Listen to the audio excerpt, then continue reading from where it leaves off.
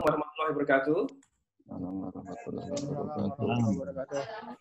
Ya, selamat siang kawan-kawan dimanapun Anda berada, kawan-kawan jurnalis, kawan-kawan akademisi, kawan-kawan aktivis, dan selamat datang dan bergabung sama kita, pembicara tamu kita yang saya hormati, Bapak Dipo Alam, ada Prof. Didi Ardini dan Mas Malik Ruslan. Iqbal, boleh ditampilkan PowerPoint saya. Jadi juga saya lihat Anda bergabung bersama kita, Kang Farli Nugroho ya. Baik, teman-teman, diskusi kita pada siang hari ini akan membahas tentang topiknya adalah mengenai pengawasan ya. Pengawasan publik untuk dana corona. Tajuk besarnya adalah moral hazard, KPK belum mati, kawal 405 triliun dana corona. Nah, saya Wijayanto dari Center for Media and Democracy LP3IS akan menjadi moderator dari diskusi kita 1 jam ke depan. Sebagai pembuka, sebagai awalan, saya ingin menyampaikan sedikit latar belakang tentang pentingnya diskusi ini. Bisa selanjutnya, Mas Iqbal. Ini habis bermain ini, Kong. Saya sambil bagian tuh. Ya, harus ikut. Seperti kita tahu bahwa belum lama ini Jokowi menyampaikan akan memberikan bantuan dana dari APBN sebesar 400 dimatikan. Peserta dimatikan ininya. Penanggulangan corona. Ya, sebelum saya lanjutkan, teman-teman peserta tolong di-mute ya. Yang baru bergabung, teman-teman yang baru bergabung, mohon untuk di-mute ininya, audionya di-mute.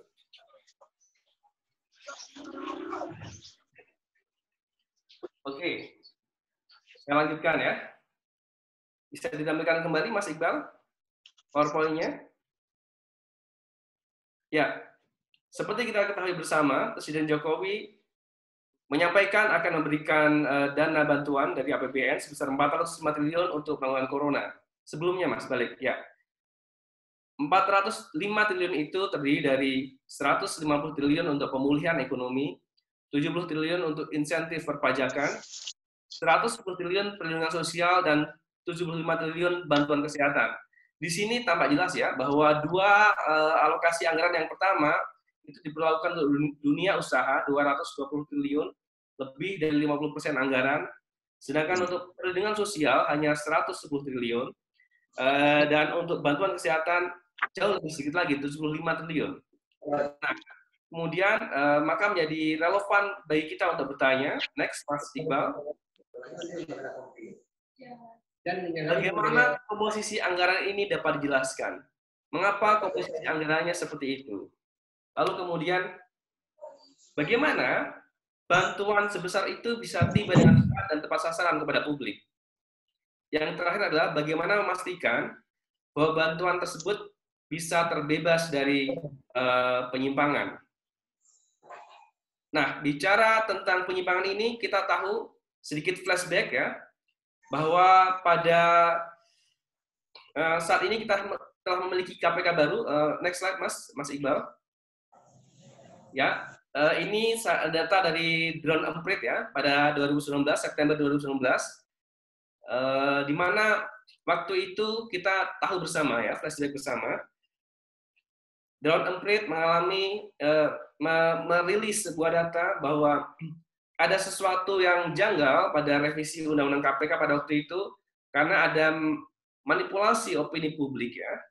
Data ini menunjukkan seminggu sebelum pelemahan KPK, yang intinya adalah KPK adalah tempat radikalisme, KPK sarang Taliban, KPK dengan demikian perlu direvisi kewenangannya, dan seterusnya.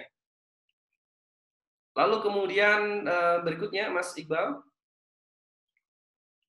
Lalu kemudian ada juga teror kepada para pegiat anti korupsi dan kampanye cyber untuk menggiring opini publik.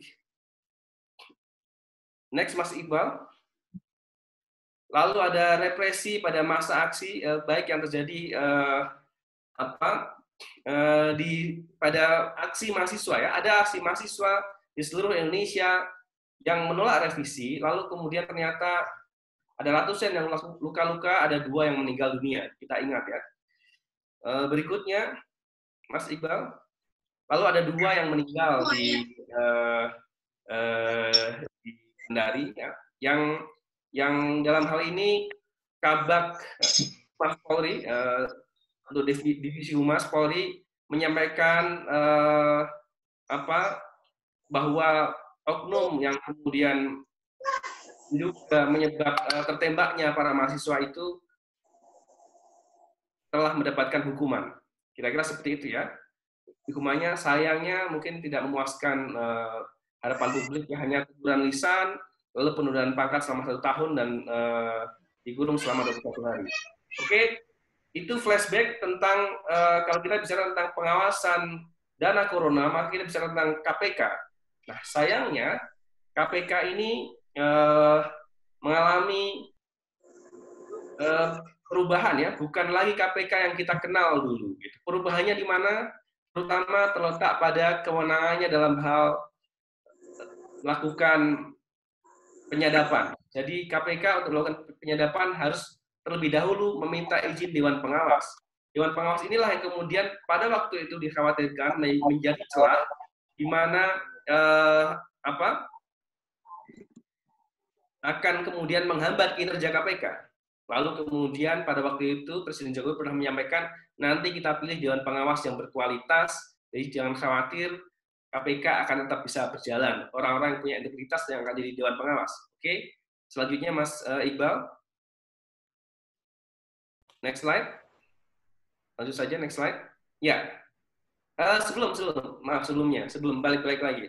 Nah, sayangnya apa yang terjadi setelah revisi Undang-Undang KPK? Nah, terjadi polemik ya. Kasus pertama pada waktu itu yang ditangani KPK yang cukup besar ya. Ternyata ada headline Kompas seperti ini, penggeledahan dilakukan pekan depan. Jadi pada waktu itu kaitannya dengan kasus yang menyangkut anggota KPU pada waktu itu, ketika kemudian menyangkut ke partai penguasa ya, PDIP, kemudian KPK menyampaikan sebenarnya kita sudah mau memfollow up ke PDIP, tapi masih menunggu izin Dewan Pengawas. Kemudian itu muncul di berita, jadi headline gitu. Oh, kalau begitu penggeledahannya akan dilakukan pekan depan. Gitu. Jadi kita bayangkan mau melakukan penggeledahan, tapi diumumkan dulu ke publik akan dilakukan pekan depan. Jadi Dewan Pengawas ini yang tadinya janjinya tidak akan menjadi batu sandungan untuk penyadapan, ternyata pada kenyataannya menjadi halangan ya, penghambat ya, karena harus meminta izin. Selanjutnya, lalu kemudian kita masih ingat ya, ada kasus bagaimana Harun Masiku gitu diaku bahwa dia ternyata di luar negeri gitu. Menurut versi-versi resmi dari KPK, dari pemerintah, ternyata Tempo mengungkap bahwa jadi yang diskusi itu ternyata enggak kok, ada di Indonesia. Berikutnya, Mas Iqbal. Ya, lalu kemudian kita melihat musim gugur perkara. Sampai sekarang kita nyaris tidak mendengar kinerja KPK. Dulu kita sering mendengar ada yang namanya istilah Jumat Keramat ya. Setiap hari Jumat selalu ada koruptor baru yang diumumkan, yang dinyatakan ternyata tertangkap tangan oleh KPK, korupsi dan sebagainya seterusnya. Kita hari-hari ini tidak mendengar Jumat Keramat itu. Berikutnya, Mas Iqbal. Nah, singkat saja, saya sebagai moderator memberikan satu clue untuk diskusi kita, yaitu bahwa pada alokasi dana corona yang sangat besar ini 405 triliun. Nah, pengalokasiannya sangat-sangat perlu transparansi dan pengawasan kita bersama. Yang pertama, yang kedua, pada saat ini sayangnya kita sulit untuk mengharapkan KPK untuk bisa mengawasi proses itu. Lalu kemudian, maka dalam hal ini perlu partisipasi publik secara luas, termasuk teman-teman media dalam hal ini, untuk mengawasi pengalokasiannya secara agar tepat sasaran. Kira-kira seperti itu. Berikutnya, Mas Iqbal. Maka diskusi kita pada siang hari ini, yang bertajuk Waspada Moral Hazard, KPK belum mati, kawal 405 triliun dana corona, menjadi sangat-sangat penting. Dan untuk itu telah hadir bersama kita slide berikutnya, Mas Iqbal, para pembicara berikut ini.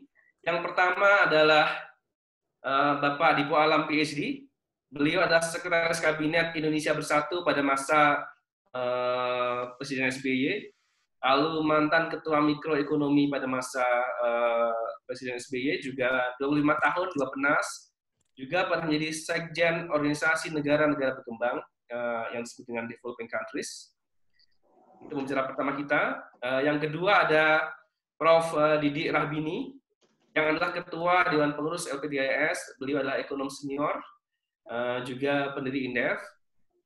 Dan yang ketiga ada Bapak Malik Ruslan, peneliti senior LPDIS yang menulis buku yang cukup menjadi bestseller ya, berjudul Politik Anti Korupsi di Indonesia, Gradualitas dan Ambiguitas.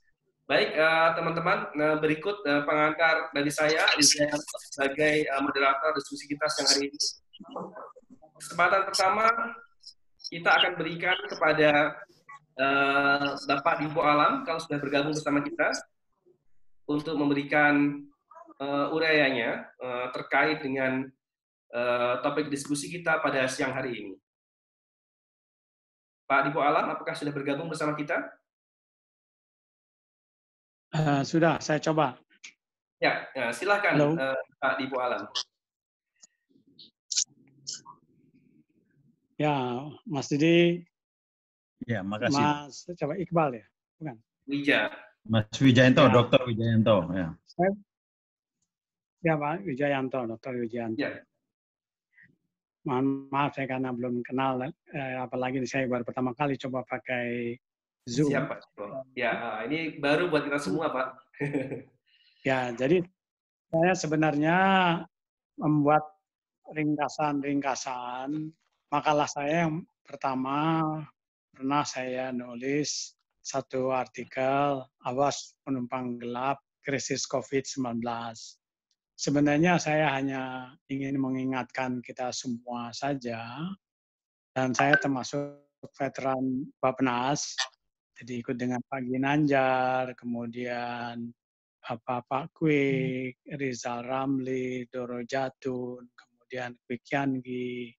Jadi saya agak mengetahui lah. Dan kebetulan saya ditugaskan pada waktu itu kan untuk memonitor pelaksanaan LOI IMF gitu. Tapi alhamdulillah saya tidak masuk sampai ke detail andai kata BPPN, mengurus masalah obligor segala macam gitu. Jadi ya saya boleh dikata sebagai veteran aja di Bappenas maupun di Menko Perekonomian.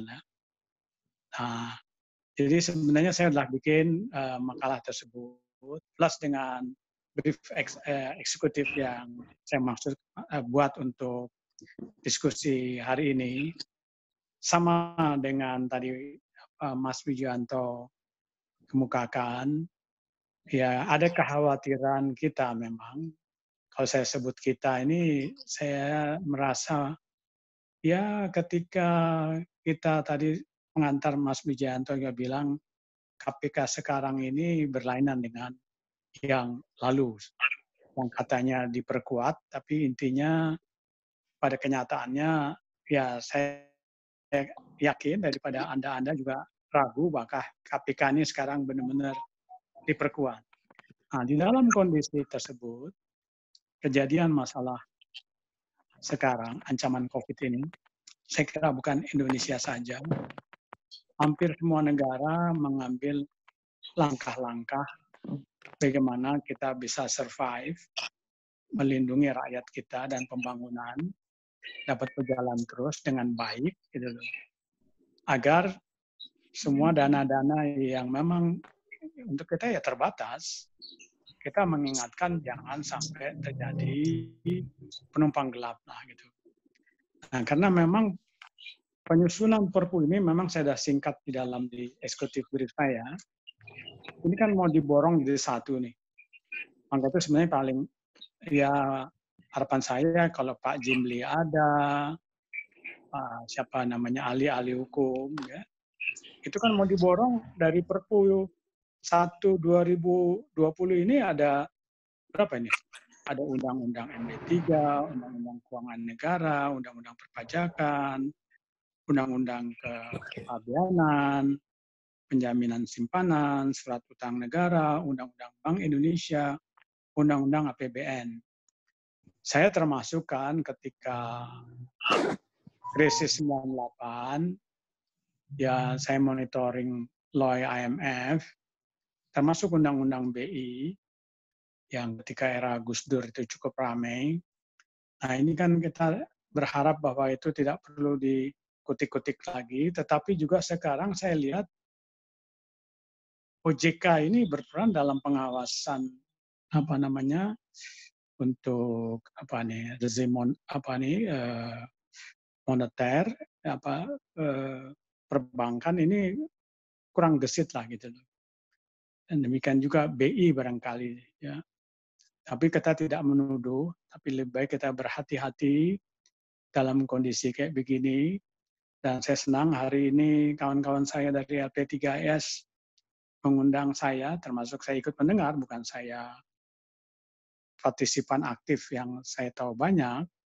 Saya hanya memperhatikan bahwa Perpu ini dibuat begitu panjang judulnya dan ingin menjadi seperti seolah-olah satu untuk mengatasnamakan COVID yang sudah pandemi dunia ini, maka apa saja dilaksanakan, dan ternyata yang cukup lemah saya lihat ini KSSK dan sebagainya ini, saya khawatir kelihatannya terlalu powerful, bahkan terlalu powerful dari DPR maupun Presiden sendiri. Nah ini yang saya perhatikan, kita harus mewaspadai ini. Karena saya tidak percaya pada Ibu Sri Mulyani yang pintar, ataupun dari rekan-rekan informan, ataupun dari Bank Indonesia, ataupun OJK, tapi tidak ada salahnya kan kalau kita mengingatkan begitu. Karena pahitlah kita, itu kan dulu hutang-hutang yang kita balikan pada IMF, dan sebenarnya kan baik IMF maupun negara-negara OECD waktu di Bali kan udah mengingatkan nih, hutang kita tambah. Jadi debt trap jebakan tikus daripada utang ini ya jangan kita anggap enteng. Yang memberi warning kan bukan hanya scholars kayak Anda semua ini dari LP3S, tetapi juga satu negara, bahkan lembaga keuangan internasional seperti IMF. Tapi jangan juga disangka, saya setuju dengan ya Gus Dur maupun Rizal Ramli, IMF itu bukan dewa lah. Jangan disangka bahwa itu malaikat, mereka di situ suci-suci saja gitu. Ya. Tapi kalau OECD saya lihat kadang-kadang lebih memang dia terhadap masalah good governance.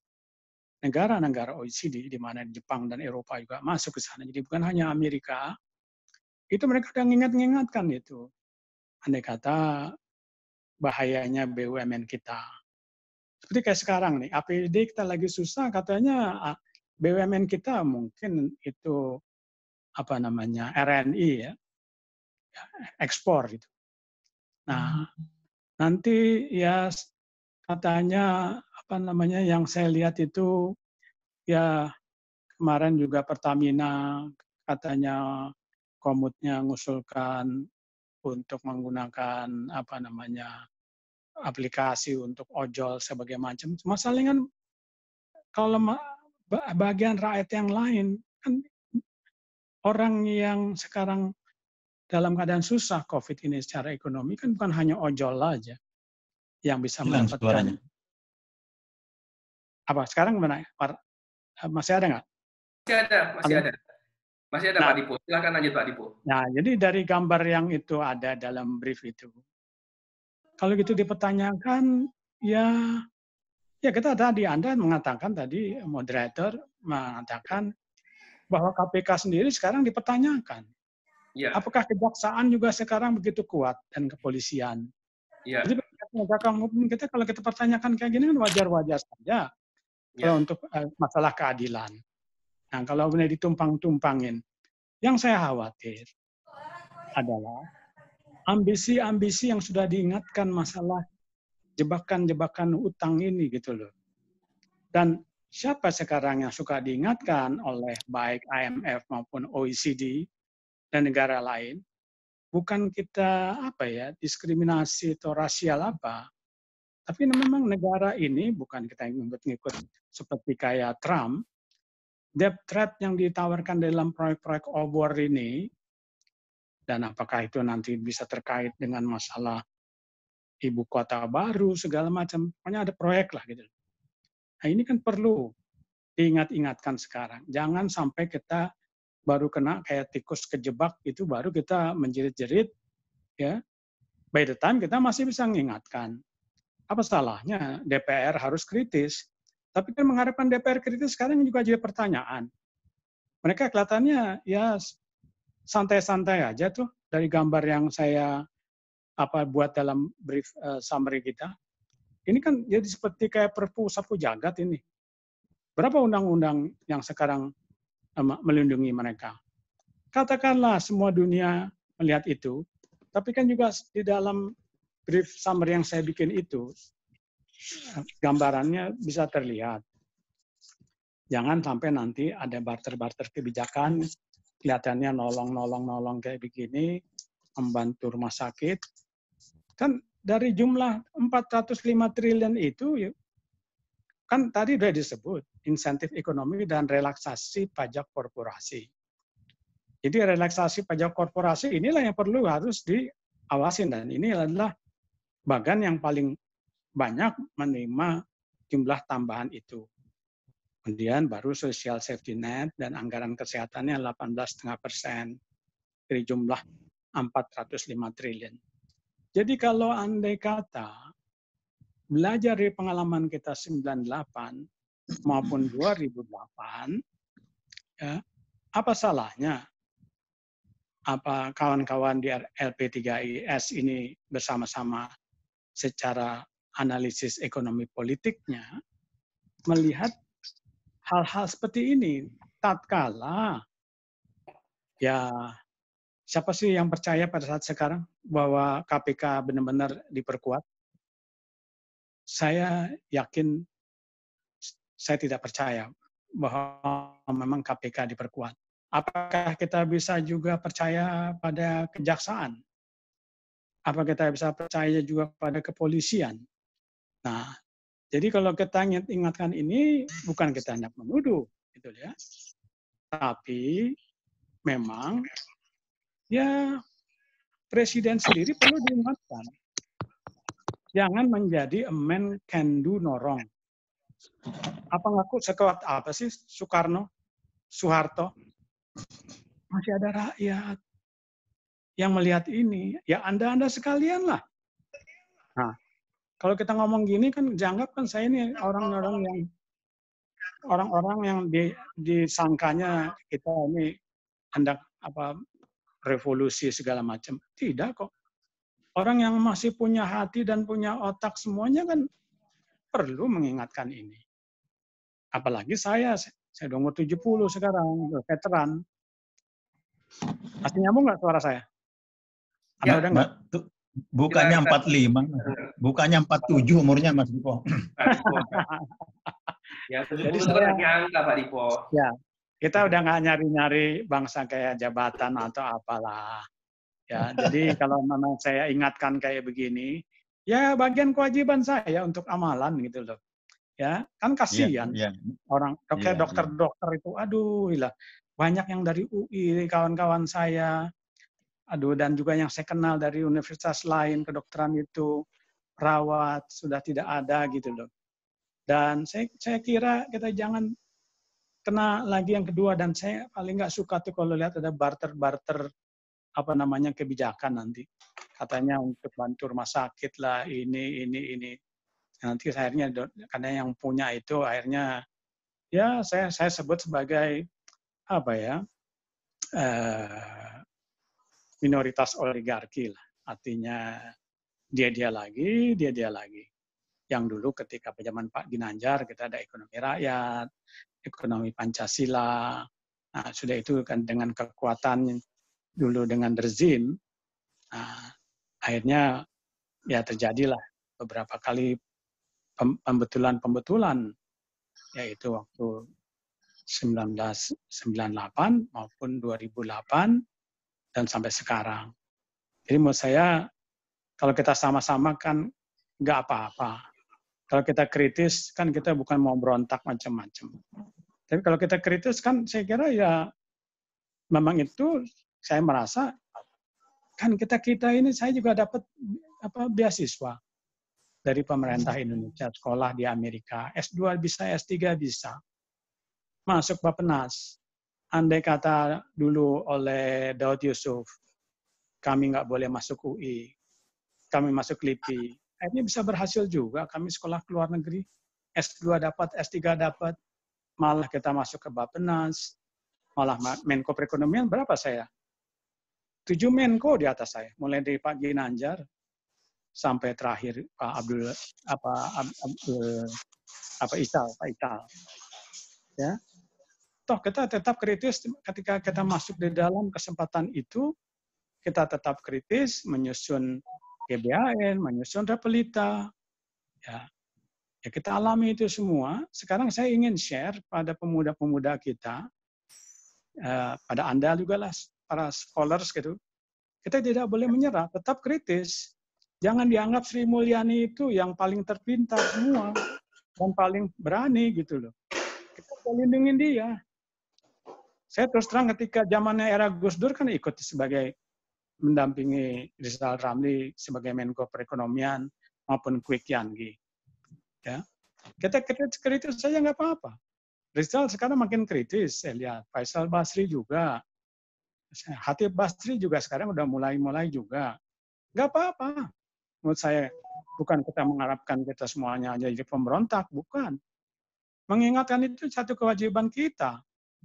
Masa kita udah enjoy, pernah dapat beasiswa super semar, pernah kita dapat beasiswa untuk belajar ke luar negeri, jadi pejabat juga, itu kan semuanya melalui perjuangan.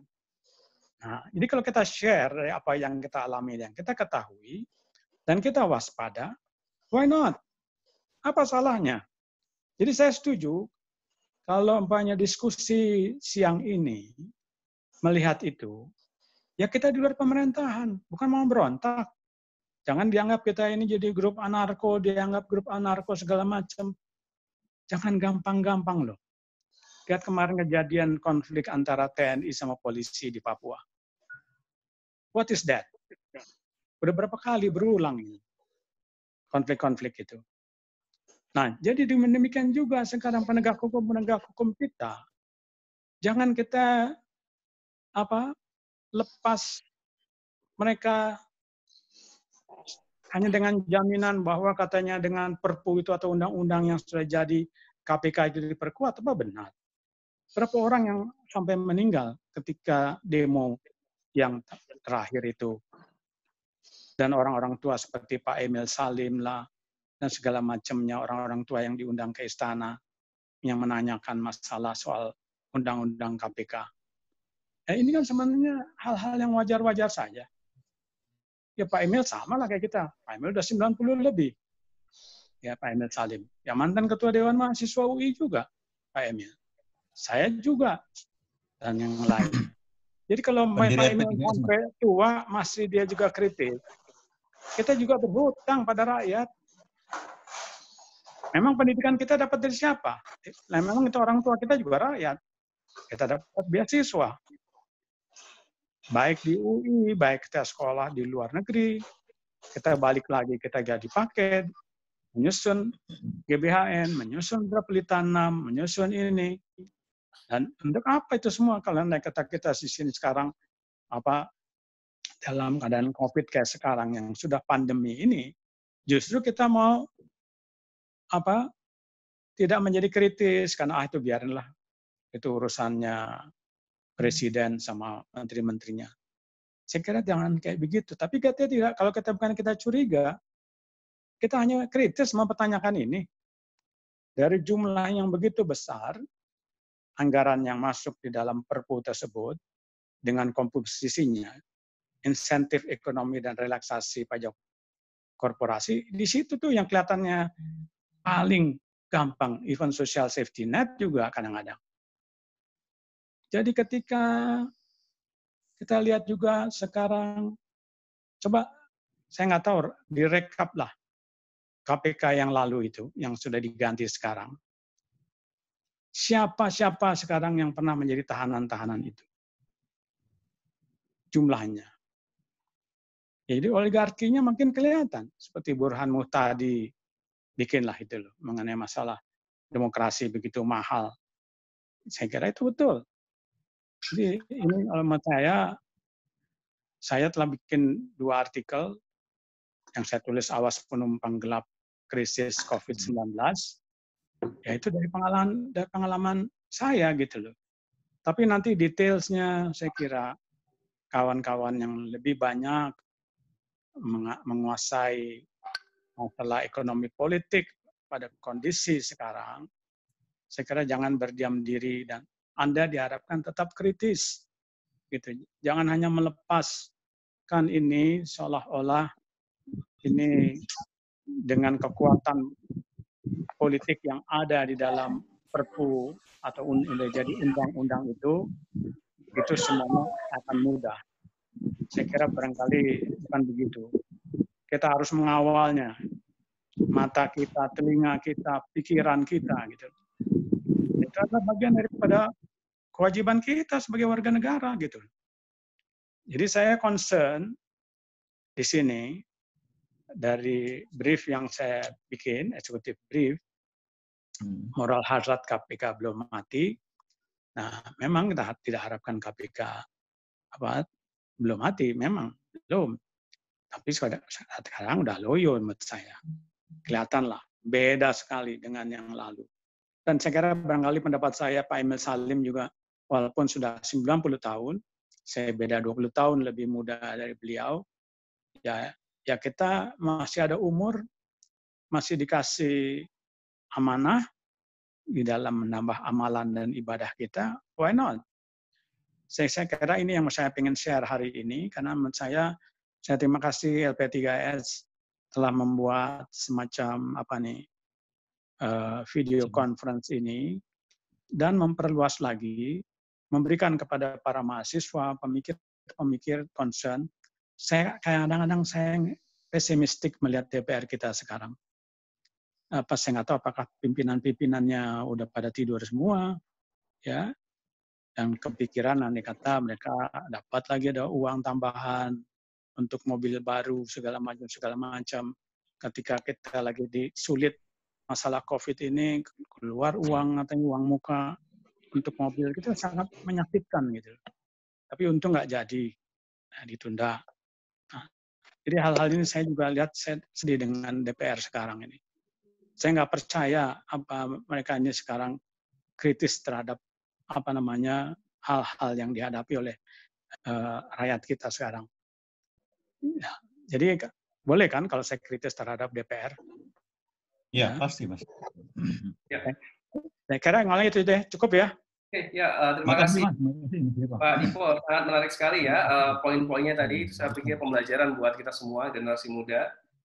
Jadi saya review sedikit, kurang lebih apa yang disampaikan Mbak Dipo pada dasarnya adalah satu warning ya, satu peringatan agar jangan sampai ada penumpang gelap dari dana bantuan untuk corona ini. Karena menurut pengalaman beliau sebagai seorang yang lama di pemerintahan ya, ada di sana pada 98 dan juga pada tahun 2008, dana talangan seperti ini sangat rawan untuk diselewengkan. Nah, kemudian ada beberapa poin yang lebih spesifik tadi. Secara khusus Pak Diko bicara tentang Perpu yang menurut beliau mengatur terlalu banyak hal dan ada potensi abuse of power di sana, penyalahgunaan kekuasaan di sana. Lalu kewenangan pemerintah di sini terlalu besar. Salah satunya adalah membuat KKSK punya kekuasaan yang sangat kuat, sangat besar, bahkan lebih besar daripada DPR, bahkan bisa lebih besar daripada Presiden.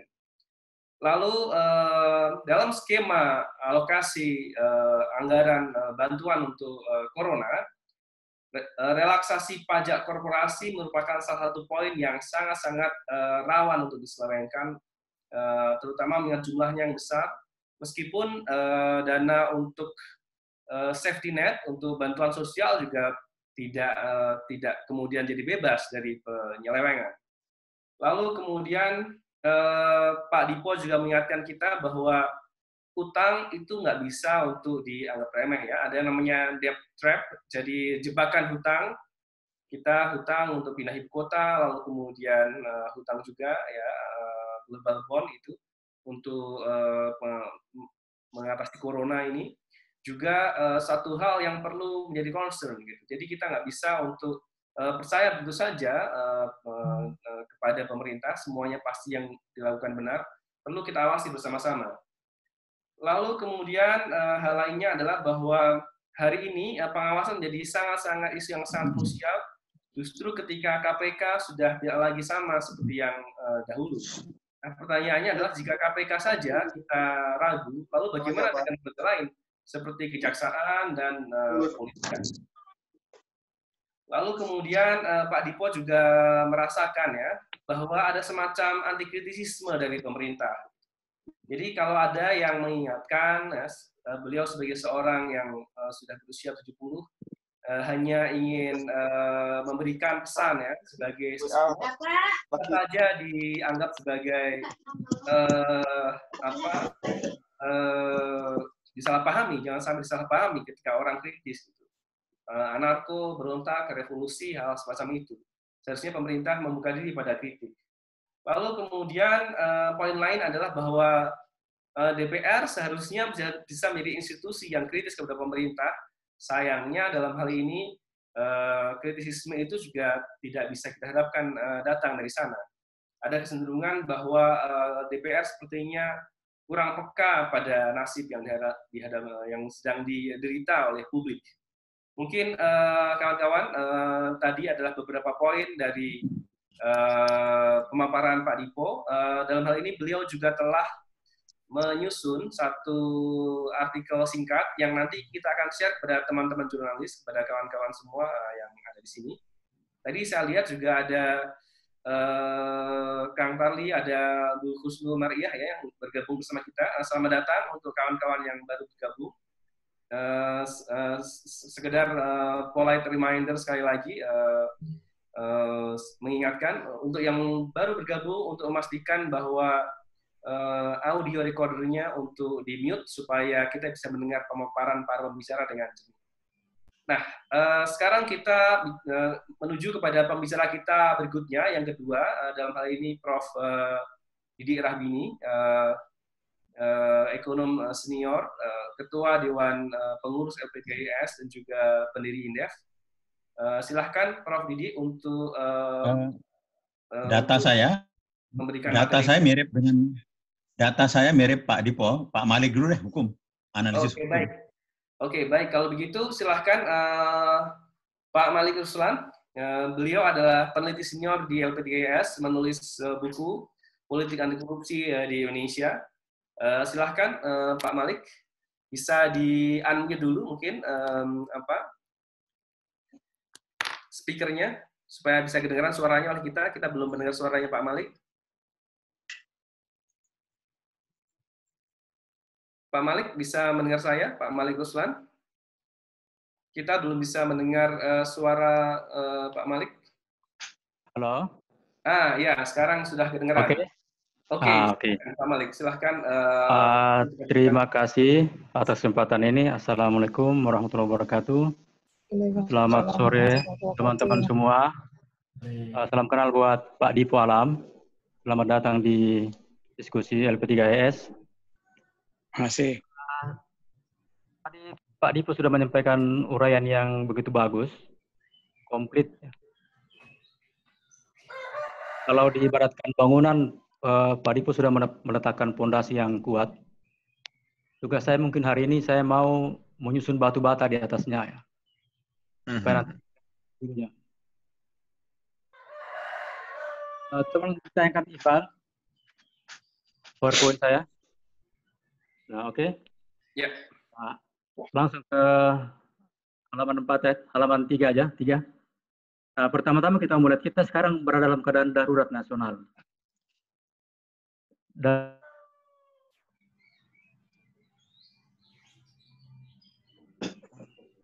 Halo Pak Malik, kita kehilangan suaranya Pak Malik.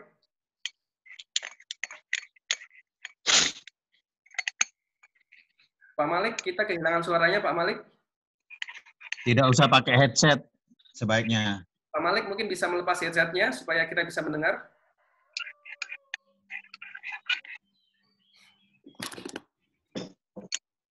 Pak Malik, saya akan coba untuk hubungi Pak Malik lewat jalur lain karena nggak bisa mendengar suara kita sepertinya ya. Dibantu Iweng sama apa? Dibantu Iweng sama yang lain.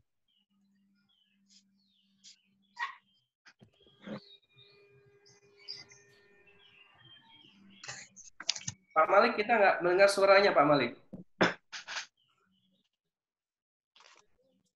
Nggak usah pakai headset. Pak Malik Ruslan, mohon tidak memakai headset supaya kita bisa mendengar suaranya.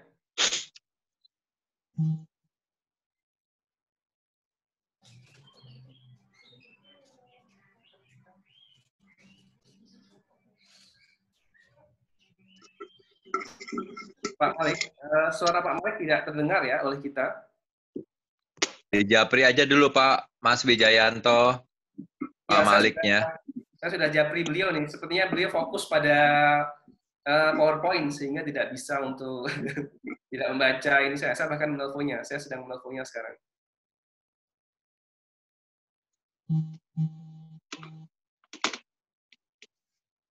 Ya, signalnya mungkin kecil. Sebagian dari teman-teman bisa dimatikan ya. Apa namanya, videonya nggak apa-apa, dimatikan sebagian. Bisa mengurangi. Ya, mungkin sebagian teman-teman mohon memute ya, atau matikan videonya supaya bisa mempermudah mempermudah Pak Malik untuk bisa masuk ke suaranya.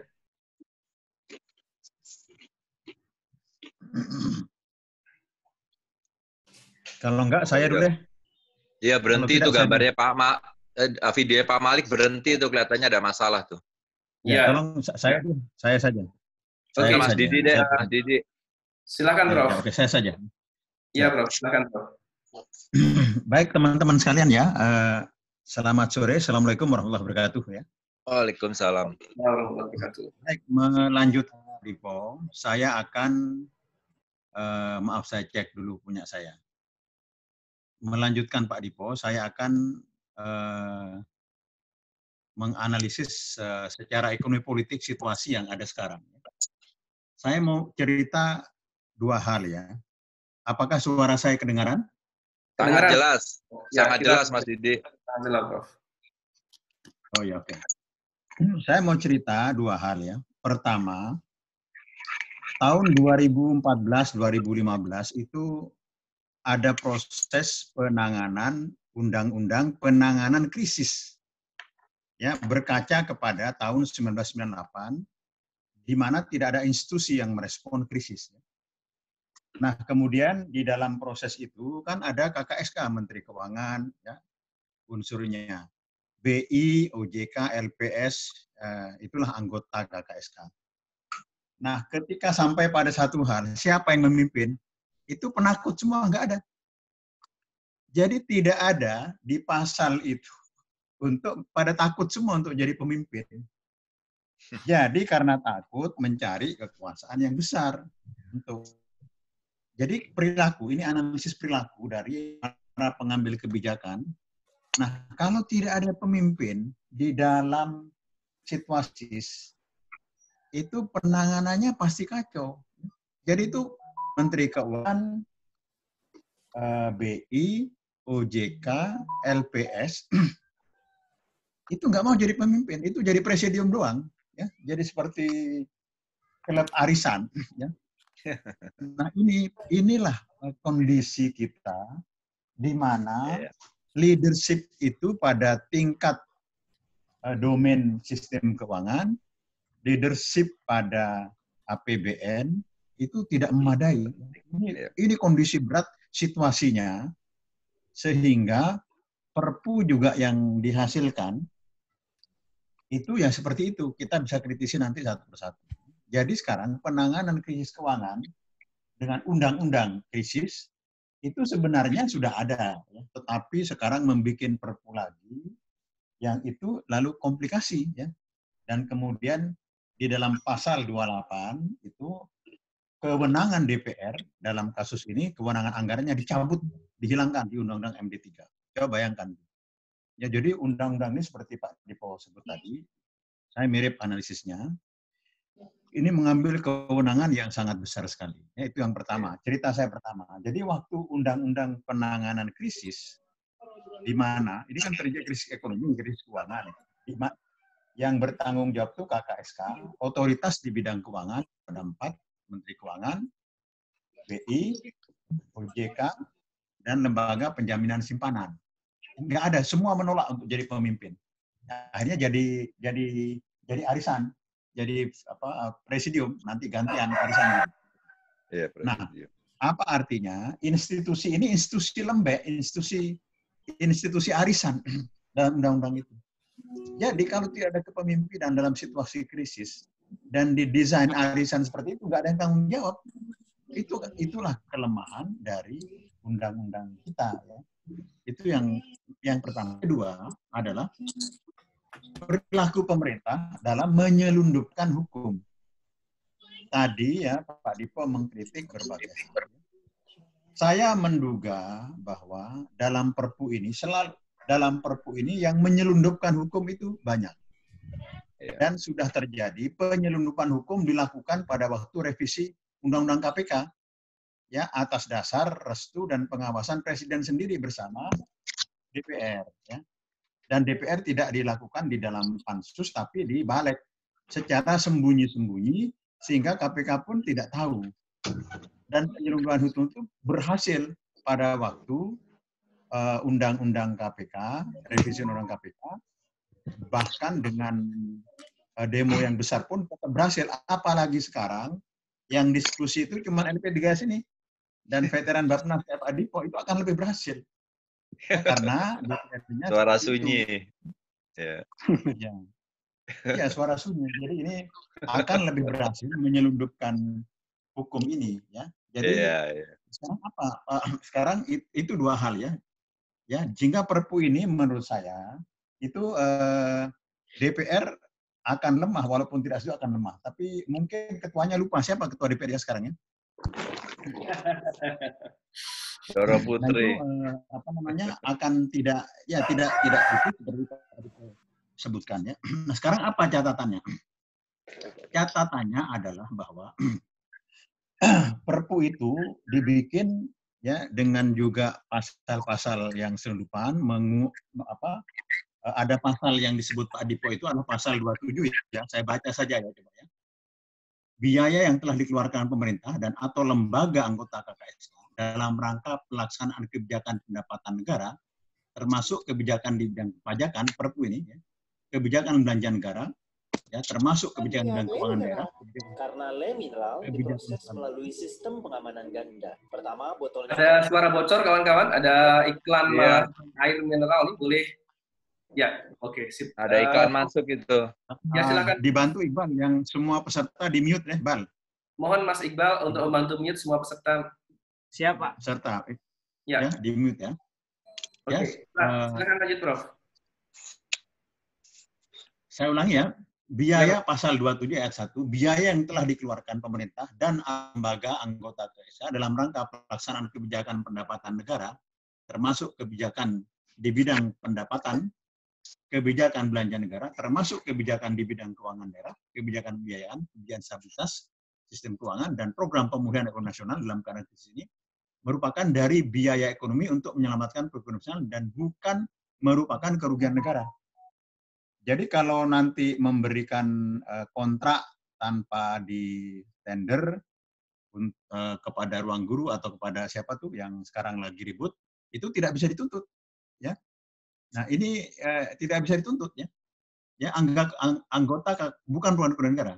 Pasal 2, anggota KKSK, sekretariat KKSK, anggota sekretariat KKSK, dan pejabat atau pegawai Kementerian Keuangan, Bank Indonesia, Otoritas Jasa Keuangan, dan lembaga simpanan, pejabat lainnya berkaitan dengan pelaksanaan Perpu, ya, tidak dapat dituntut secara perdata maupun pidana jika dalam melaksanakan tugas yang didasarkan etikat baik dan sesuai dengan peraturan undang-undangan.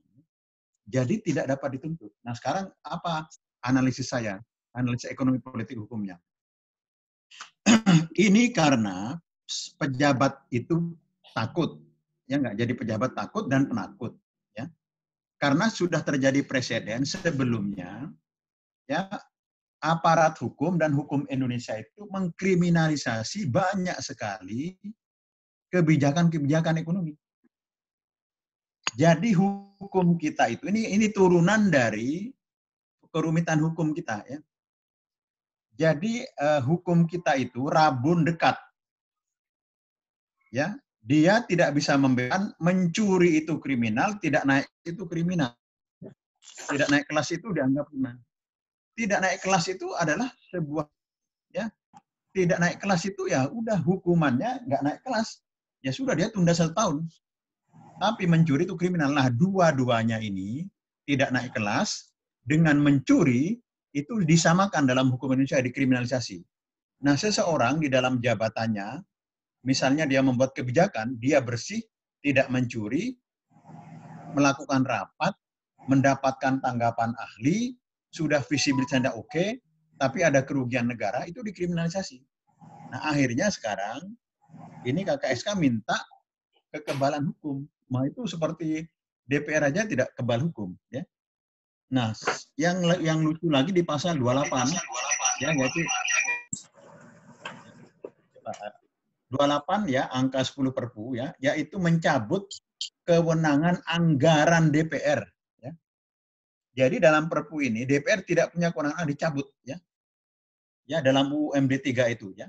Di mana di dalam UMD 3 pasal 177 angka 2, pasal 180 ayat 6, pasal 182, dengan begitu dicabut dan DPR tidak punya kewenangan membahas anggaran penyesuaian APBN. Jadi DPR itu dicabut kewenangannya dalam undang-undang ini, dalam Perpu ini. Coba bayangkan, ya. Dan itu saya kira ini akan berhasil, ya, sehingga pemerintah itu sudah belajar menjadi diktator, ya, karena tidak ada oposisi. Oposisinya sudah jadi Menteri Pertahanan dan sudah beroposisi di dalam kementerian itu. Dan itu kira-kira. Jadi apa yang kita cermati, teman-teman, ya. Jadi ke depan ini menurut saya pengawasan terhadap anggaran yang jumlahnya besar itu sangat perlu untuk kita lihat. Dalam pengalaman saya ngetok palu atau membuat kebijakan, saya sebagai pemimpin Komisi Anti Monopoli di waktu yang lalu, ya, pemimpin Komisi 6, ya, yaitu BUMN, perdagangan, kebijakan industri, dan lain-lain, investasi, di mana saya mengetok palu membuat kebijakan. Setiap kebijakan yang bagus sekalipun, pasti penumpang gelapnya ada. Kalau itu bagus sekali, penumpang gelapnya sedikit. Tapi kalau tidak bagus sekali, penumpang gelapnya banyak. Dan saya berkeyakinan penumpang gelap di sekitar kekuasaan itu sangat banyak, ya. Bisa ada yang disengaja, ada yang tidak tahu, ya, seperti proyek triliunan yang sekarang jadi ramai di media massa itu. Ya, itu tidak bisa dituntut nanti. Nah, seperti Pak Dipo itu adalah seorang aktivis, ya, mantan pemimpin Dewan Mahasiswa di Universitas Indonesia, dan melakukan demo-demo jalanan juga, yang walaupun akhirnya jadi pejabat, itu suaranya tidak tidak merupakan untuk berontak, ya, tapi mengingatkan, ya, situasi keadaan seperti ini, ya. Yang terakhir, ya, yaitu anggaran, ya. Anggaran untuk COVID ini batas kita kan 3%. Di dalam kebijakan kita nanti lewat Perpu mereka itu tidak ada batasan, sehingga nanti genjot utang sebanyak-banyaknya.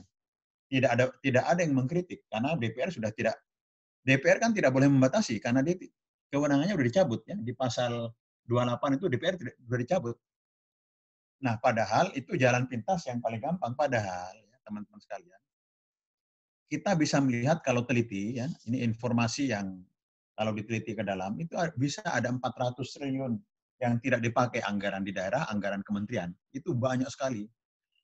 Kemudian efisiensi, ya, dari Profesor Chandra saya diskusi, ya, staf ahlinya Menku untuk mengefisienkan anggaran perjalanan, anggaran macam-macam bangun gedung dan seterusnya bisa dapat 200 triliun. Ya, banyak sekali. Kemudian pemotongan anggaran bisa dilakukan bersama DPR juga. Jadi dengan efisien kita dapat banyak dan melebarkan defisit APBN tidak perlu terlalu banyak. Saya kira itu, ya, dari saya. Mudah-mudahan Pak Malik tidak mati wifi-nya dan bisa memberikan tambahan hukum, ya, karena kita perlu analisis hukum, ya. Jadi kesimpulan saya adalah pertama perilaku dari pejabat publik dalam menangani krisis, ya, bermula dari asal-usul kelahirannya, undang-undang penanganan krisis itu penakut. Mereka tidak mau jadi pemimpin dan jadi presidium dan institusi yang lemah pemimpin. Ya, halo, kedengaran suara saya? Halo? Apakah suara saya kedengaran? Ya, kita bisa dengar, Prof. Kedengaran, Prof. Yang kedua itu perilaku. Kedua, pemerintah itu sangat kuat sekarang, ya, dengan kekuasaannya dan mencoba untuk terus menguatkan diri, ya. Kekuatan pertama yang sudah berhasil adalah memandulkan undang-undang KPK. Ya, itu adalah langsung antara presiden dengan DPR, ya. Itu yang dilakukan tidak lewat pansus, lewat balik dan diam-diam, walaupun demonya kuat, ya, tokoh-tokoh senior itu datang, itu cuma drama saja, ya, tapi sesungguhnya sudah dilemahkan. Dan sekarang dengan UU ini, Perpu ini akan juga kuat, ya. Dan kita nggak apa-apa, walaupun tidak berhasil, kita sudah punya amal mengkritisi. Jadi seperti itu. Dan yang terakhir adalah defisit, itu saya kira efisiensi dari anggaran harus. Demikian, ya, Pak Wijaya, ya. Halo. Ya, Assalamualaikum warahmatullahi wabarakatuh. Waalaikumsalam warahmatullahi wabarakatuh. Uraian yang sangat mencerahkan, ya, dari Prof. Didi Rahbini. Ada beberapa poin yang sangat menarik tadi. Saya akan singgung sedikit, ingatkan sedikit. Yang pertama adalah bahwa dari Perpu yang ada tampak bahwa pemerintah sepertinya kurang kepemimpinan, ya, karena tampaknya Perpu tersebut tidak secara eksplisit gitu mengatur siapa yang akhirnya in charge di sini. Jadi jadinya malah seperti kelompok arisan gitu, saling lempar tanggung jawab gitu. Nah, tapi sayangnya pada saat yang sama pemerintah overall sebenarnya juga punya power yang justru semakin kuat, terutama sejak Undang-Undang KPK direvisi. Lalu kemudian ada indikasi penyelundupan hukum, ya, di Perpu yang ada gitu. Kenapa begitu? Karena memiliki kewenangan yang terlalu banyak di sana. Jadi, tapi sekaligus mengabsurdkan siapa yang mau in charge di situ. Lalu terutama pada pasal 27 ayat 1 yang mengungkapkan bahwa siapapun tidak bisa untuk dikriminalisasi karena kebijakan selama masa krisis ini. Lalu sebenarnya ada aturan bahwa anggaran COVID itu ada batasnya. Sayangnya Perpu menyebutkan bahwa tidak secara eksplisit menyebutkan batasan itu, sehingga nanti pemerintah bisa hutang dalam jumlah yang tak terbatas. Nah, lalu poin penting terakhir adalah kekebalan hukum itu ditolak oleh DPR. Nah, sekarang kayak gitu. Dari sejak 2014 ini kan kita tahu ya, porsi kekuatan oposisi di parlemen ini kan hanya kisarannya 20%, di bawah 30%. Sehingga kemudian ini yang membuat pengawasan dan kontrol DPR ini menjadi semakin lemah gitu. Sehingga kemudian membuat seolah-olah ya kontrol parlemen ini jadi tidak kelihatan. Apalagi pimpinan DPR yang sekarang ini kan nggak ada vokalisnya ya. Jadi kalau periode kemarin itu kan kita masih punya Bang Fadli, punya Bang Fahri, bekas-bekas aktivis ya kan kayak gitu. Ya meskipun mungkin sebagian orang tidak terlalu suka dengan suara vokal mereka, tapi setidaknya itu mewakili fungsi parlemen gitu sebagai speaker, sebagai penyambung suara rakyat, sebagai lembaga kontrol gitu. Nah, kita kan sekarang tidak lagi mendengar suara serupa gitu pada pimpinan parlemen yang sekarang gitu.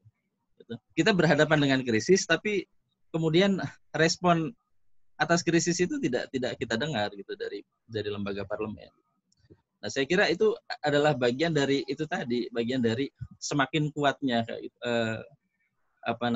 kekuasaan eksekutif sebagai akibat dari semakin sedikitnya, semakin berkurangnya porsi partai oposisi di parlemen. Semuanya bergabung dengan pemerintah. Gitu. Sehingga membuat kontrol parlemen menjadi semakin lemah. Dan di dalam situasi itulah kemudian Perpu ini lahir, Perpu yang memberi kekuasaan sangat besar, terutama kepada KSSK untuk membuat kebijakan atas nama krisis yang tidak bisa dituntut secara hukum, tidak bisa diajukan ke pengadilan, tidak bisa dibatalkan melalui TUN. Gitu.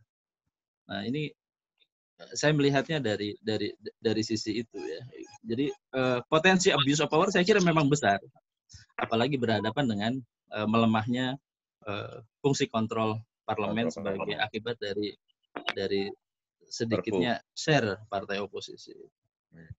Itu saja komentar saya untuk diskusi ini, Mas Wijaya. Mantap, menarik ya dari Kang Tarli. Saya menjelaskan kenapa Perpu itu dengan kewenangan yang begitu besar kepada pemerintah bisa keluar. Salah satunya adalah karena memang sekarang ini nature ya, karakter relasi antara eksekutif dan legislatif kita memang eksekutif heavy, di mana oposisi tidak ada sehingga eksekutif terlalu powerful dan nyaris bisa melakukan apa saja, dan DPR memang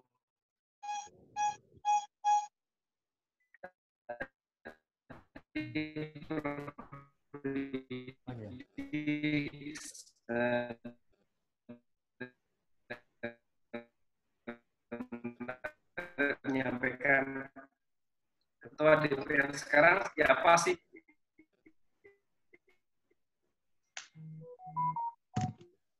Bicara kita masih bisa mendengar suara saya, teman-teman? Masih bisa ya? Oke. Kalau begitu sekarang iya. Kita follow up dengan tanya jawab. Silahkan kalau ada yang mau. Bal, peserta itu di mute Bal, semua kecuali pembicara. Nanti kalau mau bicara baru di. Ya, silahkan teman-teman yang ingin memberikan tanggapan, pertanyaan.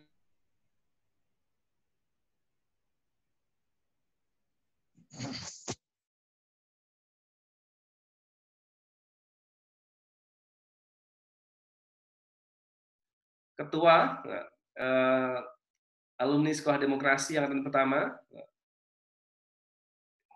Raja Pantun dari Serang ya, anggota Dewan, Mas Ahmad Jazuli Abdillah.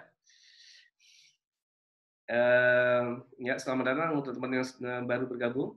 Silahkan jika ada yang mau mengajukan pertanyaan. Mas Iqbal, oke.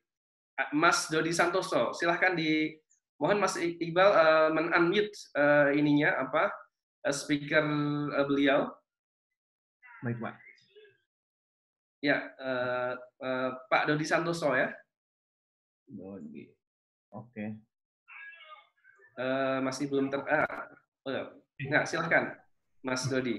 Ya, Bismillahirrahmanirrahim. Assalamualaikum warahmatullahi wabarakatuh. Dengar Pak ya? Ya, kedengeran. Waalaikumsalam warahmatullahi wabarakatuh. Silahkan langsung perkenalkan nama, lalu kemudian dari mana dan pertanyaannya apa gitu. Silahkan. Mas Depok, Pak. Oke. Depok. Ya. Ya, terima kasih kesempatannya. Selamat sore semua Prof dan Pak Dipo dan segala macam. Saya tadi mengikuti di tengah, cuma saya tertarik masalah penanganan ya tadi dibahas Perpu, tapi saya agak melebar sedikit Pak masalah Kepres Pak ya. Ya, silakan. Kepres yang baru ditangani Pak Presiden kemarin tanggal 13, Kepres 12 tahun 2020 yang menyatakan bahwa COVID-19 ini merupakan bencana nasional gitu ya. Nah, saya tergelitik mengenai tentang kaitannya dengan atau implikasinya terkait dengan dunia perbankan, ekonomi, finance dan segala macam.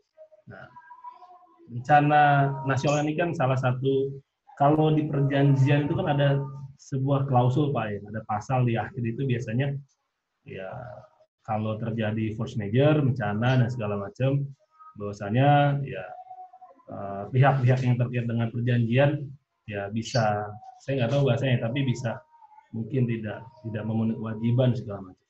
Nah, saya mau tanya ke Prof. Didi mungkin ya bagaimana kira-kira implikasinya. Kalau saya mengartikan bahwasanya pasal atau klausul force majeure ini akan aktif seiring dengan status bencana status kita sebagai bencana nasional.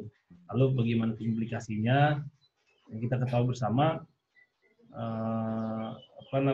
pinjaman ya, KUR, KPR dan segala macam kan merupakan backbone ya Pak ya, atau tulang punggung dari dunia perbankan, terutama yang sektor-sektor kecil gitu ya. Nah, kalau memang ini diaktifkan gitu ya, status bencana nasional dan sebagainya memang sudah aktif sebenarnya karena Kepres yang sudah ditandatangani, itu gimana implikasinya? Lalu apakah perlu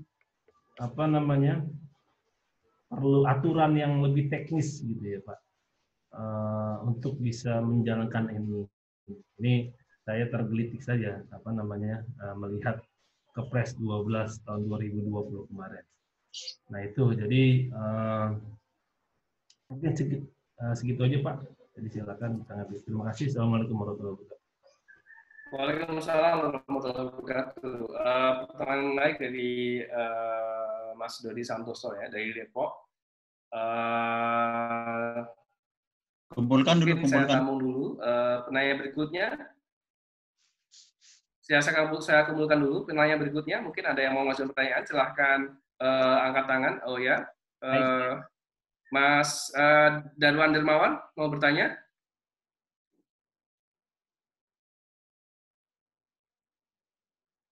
Tidak. Silakan kawan-kawan yang mau bertanya. Saya Pak. Halo, saya dengar suara tadi. Halo. Ya. Oke, Mas Darwan Dermawan ya. Silakan. Ya, Assalamualaikum warahmatullahi wabarakatuh. Waalaikumsalam warahmatullahi wabarakatuh. Saya angkat diri dulu, singkat, Mas. Ya, saya dari Makassar. Kan kemarin ini bagaimana pergerakan setelah ada pengesahan RUU KPK, pergerakan dari mahasiswa itu sendiri. Sampai sekarang saya belum tahu sejauh perkembangan pergerakan itu sendiri. Apa hasil dari output dari pergerakan itu, Pak? Nah, yang mau saya tanyakan sejauh ini bagaimana bentuk pengawalan dari KPK dalam hal ini, apalagi sekarang ya Pak, COVID-19 kan ini sudah menjadi isu global dan berdampak pada ini. Nah, apakah bagaimana peran dari bagaimana apa yang harus dilakukan untuk mengawal dana yang sekian, Pak. Terima kasih. Oke, terima kasih Mas Darman Darmawan ya. Ya, sebelum saya lanjutkan, ini saya lihat ada juga Mbak Evin Suhada ya. Selamat bergabung Mbak dalam diskusi kita. Mungkin Mbak Evin ada yang mau ditanyakan? Ada yang mau dikomentari? Oh, enggak, cukup. Oke. Silakan kawan-kawan yang lain, jika ada yang mau bertanya. Ya, saya mendengar suara. Saya Mas. Umar Mas. Mas Yogi ya. Mas Yogi dari mana Mas? Dari Kompas Mas. Dari Kompas silakan Mas Yogi. Ya, Mas minta tanggapannya Mas soal sinyal korupsi yang terlihat dari penunjukan perusahaan staf susnya Presiden ya Mas yang lagi rame ini. Ini untuk pelatihan kartu prakerja dan ada surat staf sus Andi Taufan ini ke desa-desa. Nah ini boleh minta komentarnya tentang hal tersebut Mas. Oke, baik Mas Yogi.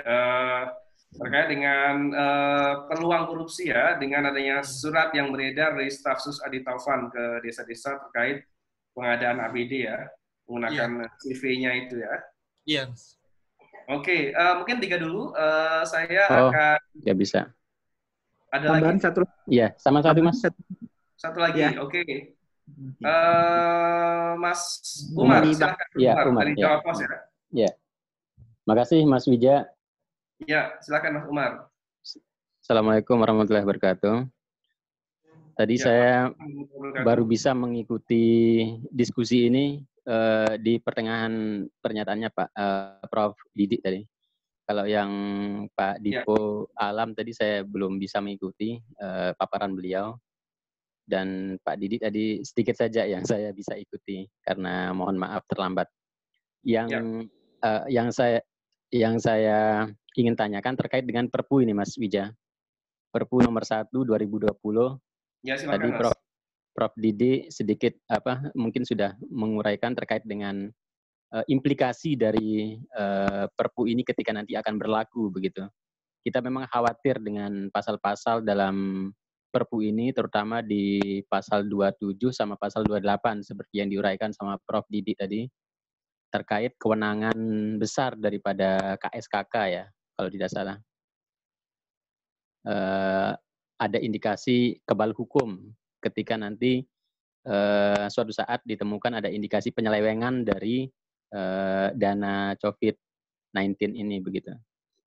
Di sisi lain kita melihat DPR dipreteli kewenangannya terkait dengan pengawasan maupun budgeting begitu.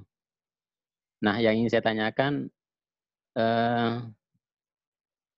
apakah memang Perpu ini nanti akan mendapat akan melenggang bebas begitu, Prof atau Pak Dipo Alam, mengingat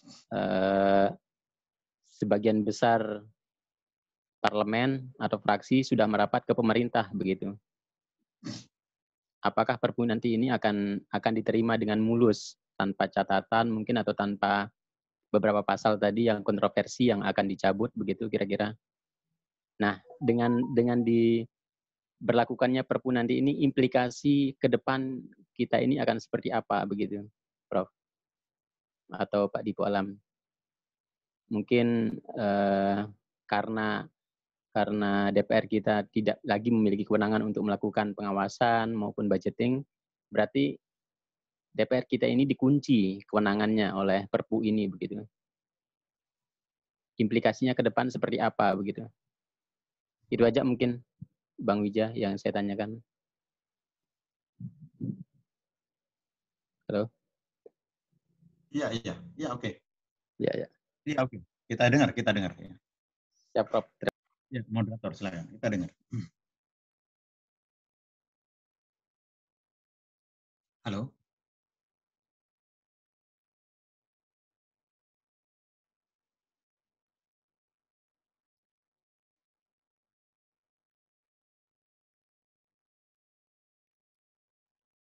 Ya, halo. Mana Pak Wija?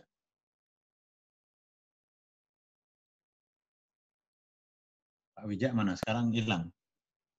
Aduh, halo? Ya, Pak Wijaya hilang. Apakah suara saya kedengeran? Saya aja jawab. Iya, saya dengar, Prof. Ya, apakah Pak Dipo ada ya? Kalau Pak Dipo ada, boleh silakan menjawab. Kalau Kita aja, Mas Didi, boleh? Siap. Oh ya, Pak silakan Dipo. Pak Dipo, silakan Pak Dipo. Nah, kalau kita lihat tadi ya, betapa perannya Menteri Keuangan gitu besar, bahkan lebih besar kelihatannya dari DPR, bahkan bisa dari Presiden, boleh jadi melalui Perpu tadi, nomor 1 2020. Beberapa hal yang penting yang saya menjadi pertanyaan juga, saya concern, itu jangan-jangan nanti satu saat, dan saya sudah dengar, anggaran pendidikan yang harusnya wajib dipenuhi oleh tuntutan undang-undang oleh DPR, itu bisa keambil, dikepotong. Termasuk anggaran kesehatan, termasuk dana desa. Ya, karena fokusnya nanti boleh saja proyek mercusuar, pindah ibu kota yang luar biasa, aduhai, ya, memotong anggaran pendidikan, memotong anggaran dana desa, anggaran kesehatan. Jadi ini kan sambil lagi berjalan berproses. Dan ini tidak bisa karena DPR-nya mandul, DPR-nya malah mengikuti karena ikut pemerintah, ya, dan tidak ada oposisi. Posisinya ada oposisi tapi jumlahnya kecil dan lemah. Maka yang kita khawatirkan masalah dana pendidikan ini udah mulai bisa diatur-atur. Ya mungkin barangkali orang nggak ada yang berani ke Menteri Anggarannya, alutsistanya, TNI, polisi, BIN, segala macam. Ya.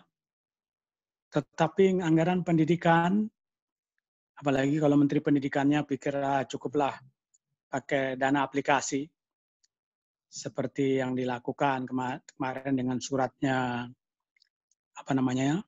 staf khusus Presiden menulis surat ke para camat, itu kan bisa celaka nanti. Jadi sebenarnya apa yang dikemukakan oleh Mas Didi maupun pembicara yang terakhir, kita harus lihat-lihat itu anggaran pendidikan seperti dana abadi yang sudah saya ingat itu, ada anak tukang beca bisa mendapatkan beasiswa bidik misi akhirnya S2 dan S3. Dapat lulusan luar negeri lagi. Itu jadi hilang, jadi kurang gitu loh. Bahkan yang kita khawatirkan adalah yang sebenarnya dikhawatirkan juga oleh IMF maupun OECD, proyek-proyek infrastruktur yang mercusuar, yang berbau politik yang akan diaminkan saja semua. Apakah benar pindah ibu kota itu menjadi satu prioritas yang besar dibandingkan dengan pendidikan kesehatan untuk kepentingan rakyat dan juga untuk dana desa? Kan diam saja itu kelihatannya nanti pemerintah. Dan DPR diam. Karena DPR sudah masuk. Dan KPK pun diam. Padahal kalau dilihat, pesakitan-pesakitan ketika KPK kuat, itu adalah ya kong kali lingkong tadi. Gitu loh. Jadi hati-hati. Anggaran pendidikan. Kalau andai kata DPR kita lemah, jadi bebek iya saja kepada pemerintah, itu berbahaya. Dan partai politik yang sekarang ikut koalisi juga sekarang juga menjadi bebek juga yang kita khawatirkan. Ini kan zaman Pak Harto akan berulang nanti ini. Jadi zamannya Orde Baru dulu. Ini nggak boleh, kita sudah reformasi kok. Makanya saya percaya ketika anak mahasiswa maupun yang protes kemarin reformasi kita jangan dikorupsi, jangan dikurangin gitu. Jadi saya kira pertanyaannya yang saya khawatir, karena begitu powerful, sampai undang-undang OJK lah, segala macam, LPS nanti, Bank Indonesia, segala macam itu disapu jagat kan oleh Perpu ini kok. Dan tidak bisa. Tadi kan pertanyaannya apakah ini nanti jadi force majeure, segala macam.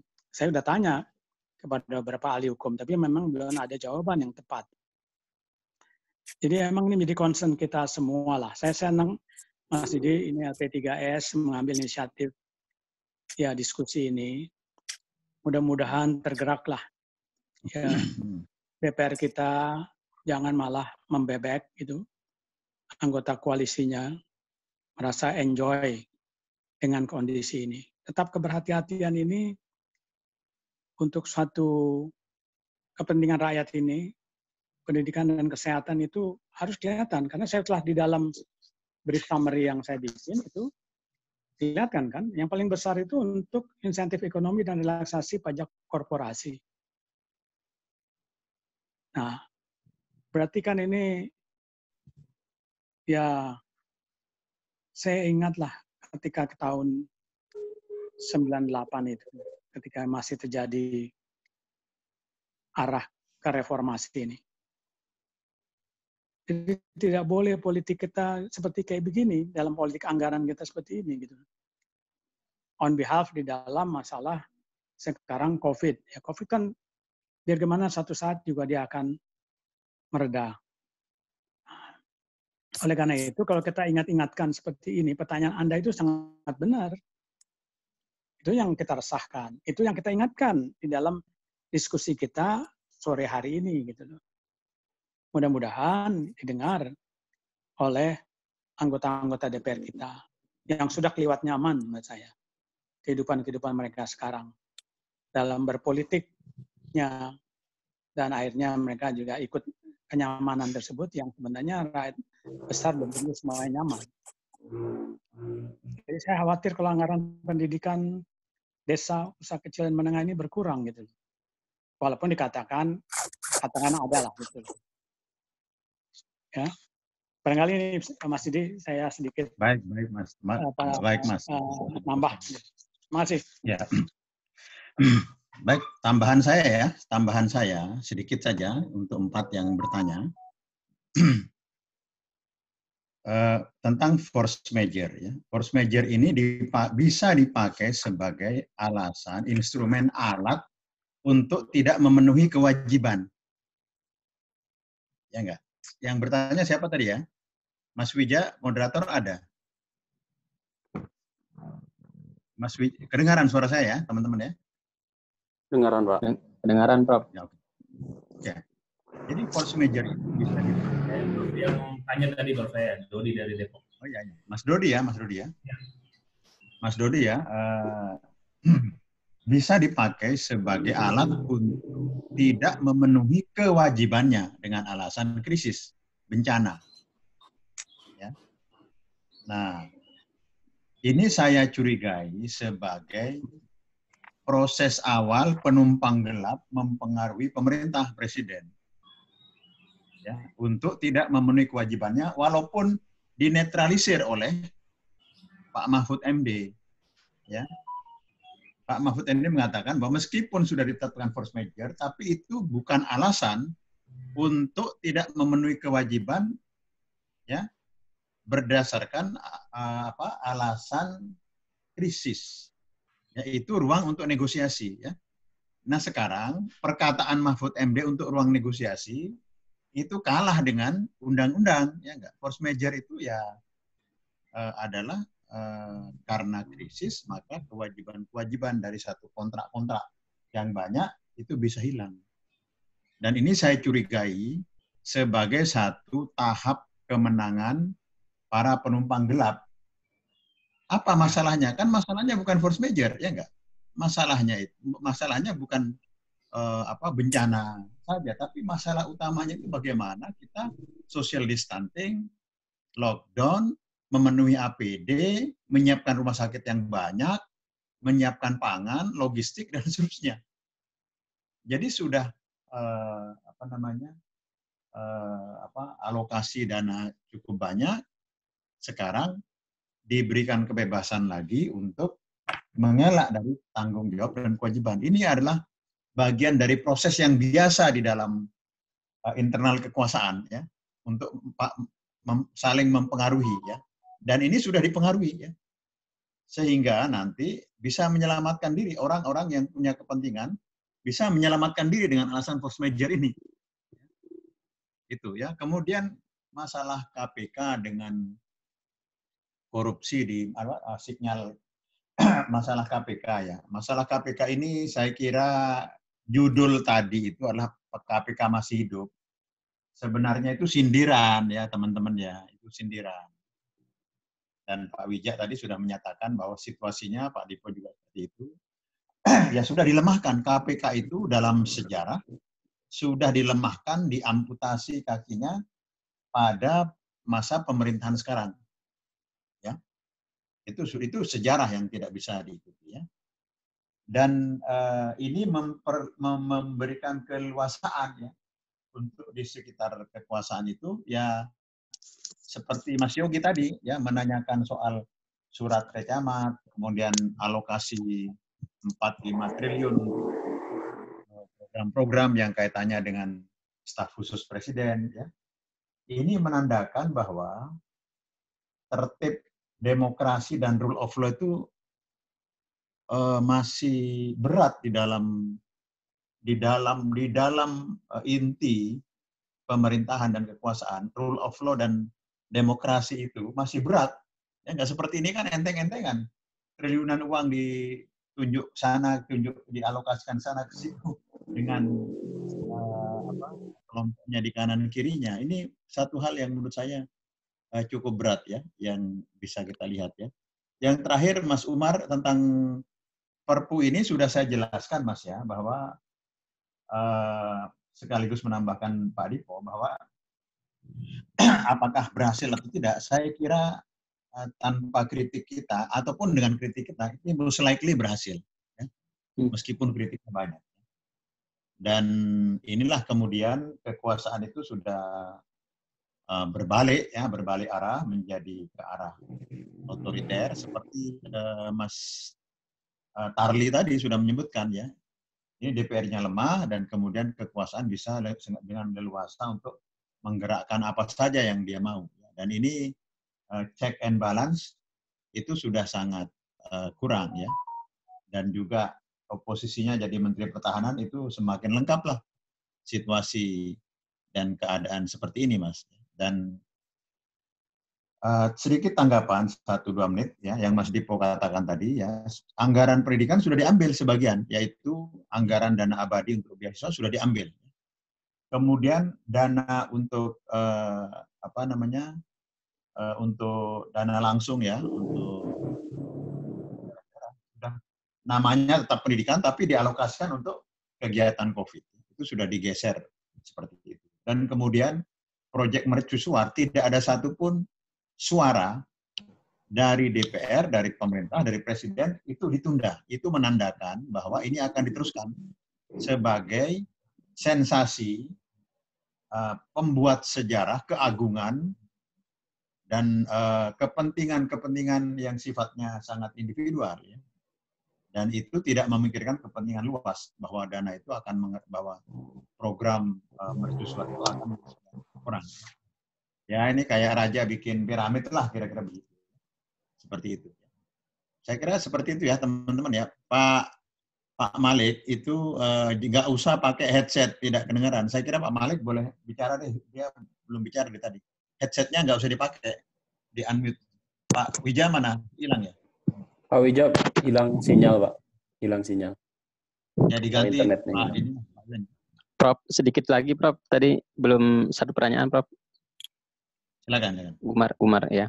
Terkait implikasi Perpu nanti ini ketika disetujui oleh DPR, kemudian dijalankan, implikasi untuk kedepannya seperti apa, Prof? Misal, berarti APBN kita sudah disetujui, APBNP maksudnya, APBNP. Ya, gini, dengan pasal 28 itu tidak ada lagi urusan APBNP. semuanya yang mengurus Perpu pemerintah. DPR sudah kehilangan, DPR sudah tidak punya lagi kewenangan anggaran selama Perpu itu berlaku. Paham ya? Jadi nggak ada lagi. Pokoknya semuanya sudah pemerintah. Dan Pak Dipo tadi mengkhawatirkan bahwa itu akan mengambil dana pendidikan, dana kesehatan, dan membiarkan dana-dana untuk kegiatan-kegiatan proyek mercusuar itu akan berjalan. Jadi seperti itu. Dan kemudian ini aja dapat, kalau Perpu ini berhasil, presiden otoritarianisme akan berjalan. Jadi nanti akan berlanjut sampai bertahun-tahun ke depan, dan mungkin kalau ada partainya kuat, ada tokoh baru yang lebih punya punya semangat kerajaan, lebih otoriter lagi, dan ini jadi presiden berlanjut kira-kira. Karena demokrasi tidak selamanya menghasilkan demokrat. Demokrasi bisa menghasilkan otoriter kayak Marcos. Di Amerika Latin banyak dilahirkan demokrasi orang otoriter. Ya, Hitler itu lahir dari pemilu, jadinya monster, ya, karena tidak dikontrol. Ya. Saya kira seperti itu saran saya. Pak Malik itu di mute ya, di mute ini. Di mute di ininya, ya. Silakan Pak Malik. Kita waktunya terbatas. Ya, silakan. Halo. Silakan Pak Malik. Ya, terima kasih. Saya masih mau lanjutkan tadi. Saya nggak tahu gimana tadi yang hilang tadi ininya ya. Apa? Saya masih akan bicara tentang KPK tadi. Seperti apa yang mesti dilakukan oleh KPK? Jadi KPK bisa masuk untuk ini skenario yang paling yang mungkin apa namanya ya, memang kita harus katakan bahwa harapan kepada KPK memang sudah hampir tidak ada. Tapi bagaimanapun lembaga ini kan masih berjalan. Nah, saya kira KPK sekarang bisa bermain pada tingkat hulunya, di tingkat hulu. Dia berusaha untuk mengoptimalkan pasal 6 Undang-Undang 19 2019. Melakukan tindakan-tindakan pencegahan, koordinasi dengan instansi yang berwenang. Berwenang itu, instansi maksud itu termasuk pemberantasan tipikor, termasuk misalnya kepolisian dan kejaksaan, dan juga instansi yang bertugas melaksanakan pelayanan publik. Nah, mungkin yang masuk dalam sini bisa pelayanan publik. Pelaksana Perpu itu kan bisa disebut sebagai pelayanan publik. Nah, yang kedua melakukan memonitor. Nah, dia hadir pada saat itu, dia pelaksanaan untuk eksekusi nanti bagaimana mengoperasionalkan Perpu ini di lapangan, KPK mestinya ada. Karena kapan dia tidak ada, nanti dia akan hanya sebagai pemadam kebakaran, yang kemudian ketika kebakaran datang, sudah terjadi, dia datang ke sana bawa kendaraan untuk memadamkan, dia malah disuruh pulang, karena tidak punya kewenangan. Karena sudah ditutup. Tidak bisa dituntut. Kerugian negara dianggap bukan sebagai kerugian. Nah, jadi itu problemnya. Jadi dia mesti hadir di tingkat hulu, mencegah. Itu saja yang cuma itu yang bisa dilakukan oleh KPK. Yang lain itu sulit.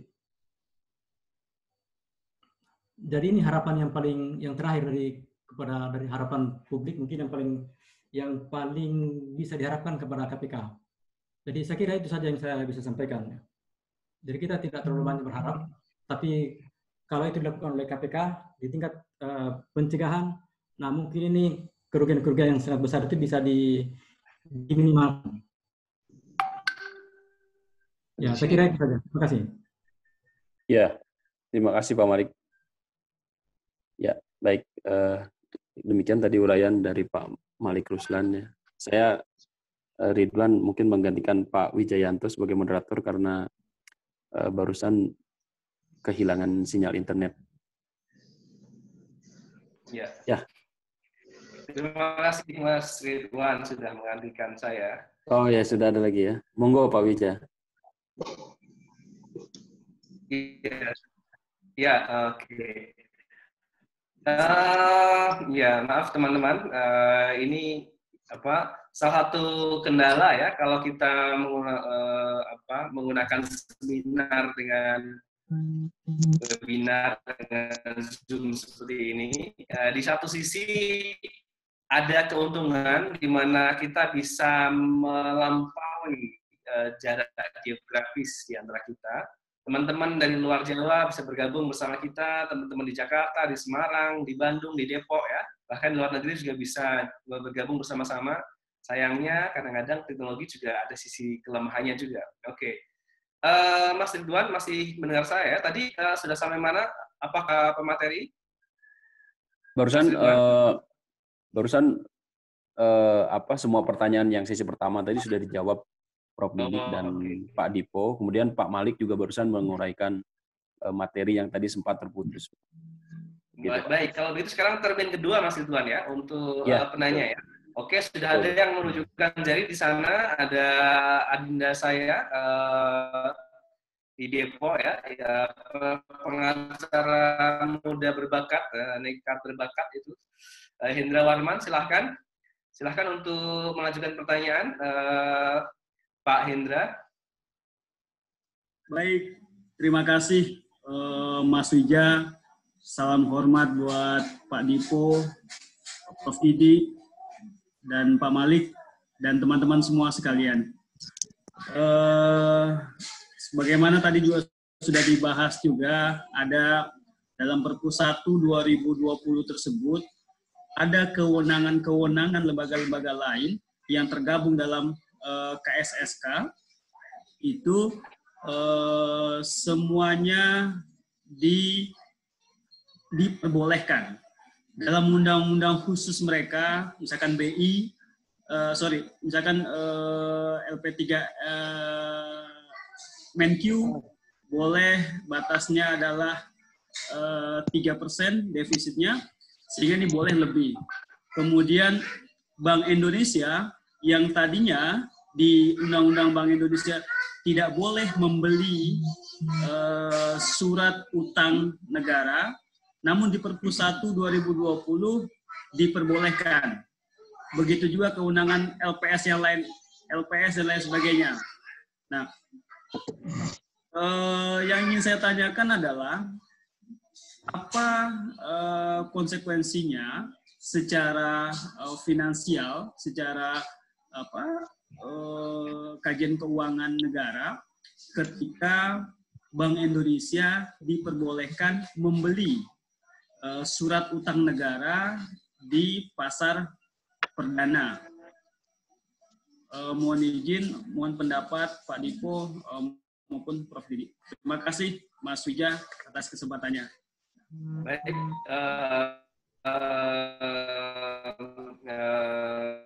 Pak Hendra Warman sudah clear ya. Dari Hendra Warman tadi pertanyaannya tentang apa konsekuensinya jika Bank Indonesia bisa membeli surat utang tersebut. Saya akan tampung lagi di termin kedua ini. Silahkan jika ada penanya yang lain, biar nanti bisa sekalian jawab bersama-sama oleh para narasumber kita. Apakah ada yang mau bertanya? Silahkan angkat tangan jika mau bertanya, ya, sambil menunggu teman-teman lain untuk bertanya.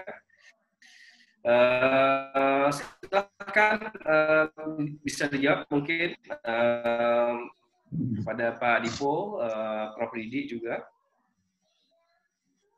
Yes, kalau Pak Dipo ada, boleh. Kalau enggak, saya. Pak Dipo masih bersama kita kan? Pak Dipo. Silakan Mas Didik, silakan. Oke. Ya. Oke, kalau BI membeli surat utang, sebenarnya sudah disampaikan dalam paper Pak Dipo. Itu BLBI jilid 2, Mas. Dan BLBI jilid 2 ini juga bagian dari penumpang gelap. Saya mati.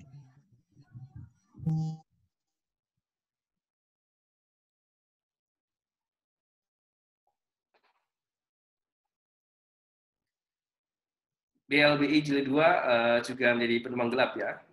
Bisa jadi BLBI jilid 2 dan ini bisa menjadi penumpang gelap gitu ya, Prof ya. Prof Didik masih bersama kita, Prof?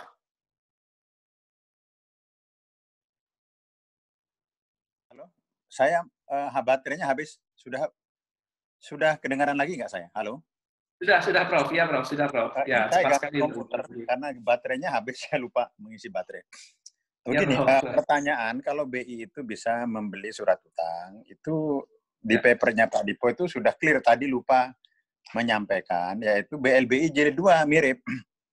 Nah ini dalam analisis kita sama dengan mengundang penumpang gelap untuk mengambil manfaat dari krisis ini. Jadi sudah penumpang gelapnya itu disiapkan untuk lewat alokasi anggaran yang besar.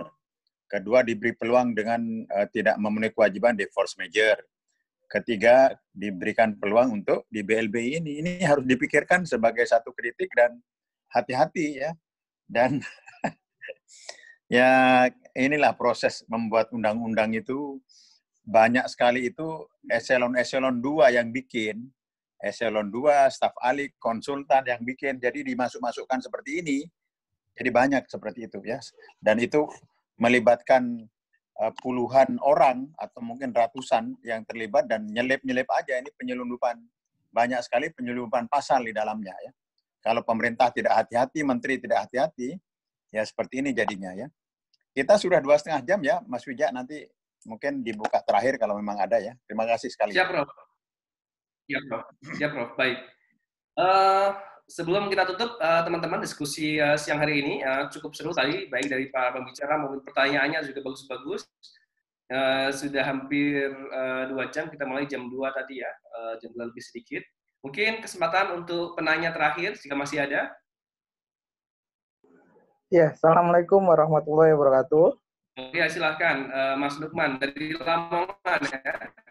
Ya, dari beragam masalah yang sudah disampaikan, ya, apa yang harus dilakukan dan melihat Perpu yang ternyata mengundang banyak masalah tersebut, apa yang harus dilakukan dengan kondisi semacam itu? Itu, Mas Wija. Oke, baik, terima kasih Mas Lukman. Mungkin bisa langsung ditanggapi barangkali oleh Pak Malik, silakan. Pak Malik, barangkali Pak Malik, silakan.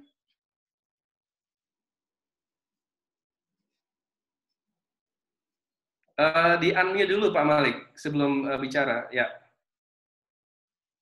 Iya, oke, sorry. Oke ya. Oke, silakan Pak Malik. Terima kasih, Mas Lukman. Apa yang harus dilakukan? Kalau idealnya, ini memang ditolak oleh DPR. Tidak diterima Perpu ini. Nah, tapi kan nanti ini diuji nanti di persidangan berikutnya. Apakah DPR terima atau tidak? Tapi kalau dilihat tadi konfigurasi sekarang DPR, kemungkinan besar akan lolos. Nah, yang kedua, ada juga usaha lain dilakukan oleh masyarakat sipil di luar, itu mereka mengajukan uji materi ke MK.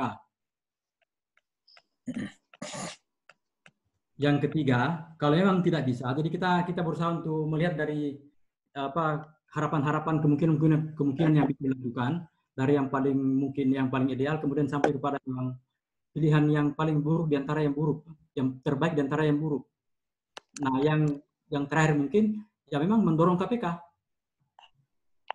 untuk melakukan monitoring, pencegahan dan macam-macam sesuai dengan kewenangannya. Nah, itu saja. Nah, di sini saya mau tambahkan satu lagi, bahwa memang ini nanti kita akan menyaksikan bagaimana nanti korupsi akan mengalir begitu deras nanti, banyak sekali korupsinya akan terjadi. Salah satu di sini di pasal 2 Perpu itu adalah mengatur tentang kewenangan pemerintah. Pemerintah berwenang menentukan proses dan metode pengadaan barang dan jasa. Lebih dari 60% korupsi terjadi di bidang pengadaan barang dan jasa. Dan pemerintah sekarang punya kewenangan untuk melakukan itu. Jadi pintu korupsi ya sudah, Pak Malik, saya interupsi. Sudah dibelikan ke kanan kirinya itu. Pak Malik, ya, pengaturan kewenangan barang dan jasa sudah diberikan ke kanan kirinya itu. Yang ribut sekarang ditanyain Pak Yogi itu. Ya. Sudah dibelikan ke kanan kiri ya. Sudah terjadi itu Pak Malik yang dikhawatirkan Pak Malik itu. Ya. Pak Malik, mungkin pertanyaannya bisa saya tambahkan ya. Pak Malik ini kan dari hukum ya, dari perspektif hukum melihatnya. Kalau misalnya dilakukan semacam uji materi Perpu begitu, itu apakah untuk Perpu bisa atau hanya untuk perundang-undangan, Pak Malik? itu bisa menjadi opsi juga nggak, Pak Malik? Jadi Perpu kan secara apa namanya hierarkis perundang-undangan, undang-undang garis miring Perpu. Oke. Jadi Perpu berarti sebetulnya bisa juga ditempuh opsi judicial review ya, tapi mungkin akan lambat barangkali ya. Dan bisa jadi nanti kalau misalnya MK mengatakan bahwa menganggap bahwa ini memang tidak masuk di akal, tidak bisa ditolerir sama sekali, bisa dibatalkan seluruhnya. Berarti batal dengan sendirinya. Seluruhnya. Ya, coba Pak Malik di pasal 2 yang tadi di pasal 2 yang pemerintah boleh mengatur, coba Ya, coba dilihat di pasal 2 ya, menentukan proses dan metode pengadaan barang dan jasa. Menentukan proses dan apa, Pak Malik bisa lebih pelan bacanya? Menentukan proses dan jadi pemerintah berwenang menentukan proses dan metode pengadaan barang dan jasa. Ya, oke. Saya beri komentar ya. Saya menjawab ya. Ya, silakan, Prof. Silakan, Prof. Saya sudah mengatakan tadi ya, dengan ditambah lagi oleh Mas Tarli ya, diperkuat. Setiap ada kebijakan, pasti selalu ada penumpang gelap. Ya, penumpang gelapnya itu ditanyakan Pak Tarli, apakah terdesain atau tidak langsung, ya enggak. Itu biasanya penumpang gelapnya itu yang terdesain, kalau tidak langsung itu ya hampir tidak ada ya, karena itu kan peluang pasti diambil oleh orang. Nah, seperti yang dibacakan tadi pasal 2, ini juga bagian dari penumpang gelap untuk mendapatkan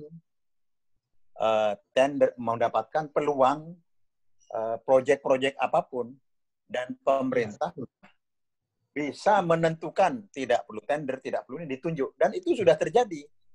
Ditunjuk ke kanan, ke kiri, ke kanan, ke kiri. Untung ada kritik teman-teman media massa meributkan ya. Sosial media meributkan. Jadi itu, ini adalah karya keterlibatan puluhan orang, eselon 2, eselon 3 yang ikut membuat perpu ini. Dan di dalam proses itu ada yang menyelundupkan ya pasal-pasal itu, seperti pasal-pasal yang sudah dibahas oleh Pak Dipo, orang ahli bidang hukum yang dianggap oleh Pak Malik ini peluang korupsi. Tapi kalau analisis politik saya, analisis ekonomi politik saya, proses kelahiran dari pasal-pasal itu memang diniatkan untuk menjadi penumpang gelap, mengambil manfaat di air keruh. Dan ini biasanya kalau ada kritik seperti ini, bagi massa yang fanatis itu dianggap nyinyir ya. Ketahuilah bahwa massa yang fanatis itu adalah hama di dalam demokrasi. Ya, Pak Dipo kan mengatakan dia sudah tidak punya lagi niat untuk berontak, menjatuhkan atau minta jabatan, nggak ada. Ini sebagai rasa tanggung jawab terhadap bangsa dan negara ya. Itu kira-kira ya yang sudah diskusi 2 jam nih Mas Wijaya. Ya. Terima kasih semua teman-teman sudah ikut hadir ya. Oke. Terima kasih. Baik, teman-teman, pertanyaan dari Rusan menandai akhir diskusi kita pada sore hari ini ya. Sebagai informasi, LPDS setiap seminggu sekali akan mengadakan diskusi semacam ini, diskusi mingguan untuk memantau perkembangan perjuangan kita melawan corona. Dan pada siang hari ini sampai sore hari ini ya, kita sudah berdiskusi banyak lebar tentang kaitannya dengan peluang penyimpangan dana talangan, dana bantuan untuk corona. Terima kasih teman-teman semua, terima kasih Pak Dipo Alam yang telah bergabung bersama kita, terima kasih Prof. Didi, terima kasih Pak Malik Ruslan, Kang Tarli Nugroho yang bergabung bersama kita, teman-teman jurnalis, dan Mbak Evin Suhada juga. Selamat sore teman-teman, sampai ketemu dengan diskusi kita minggu depan. Saya Wijayanto mengucapkan terima kasih sekali lagi dan mohon maaf. Selamat sore, Assalamualaikum warahmatullahi wabarakatuh. Waalaikumsalam warahmatullahi wabarakatuh.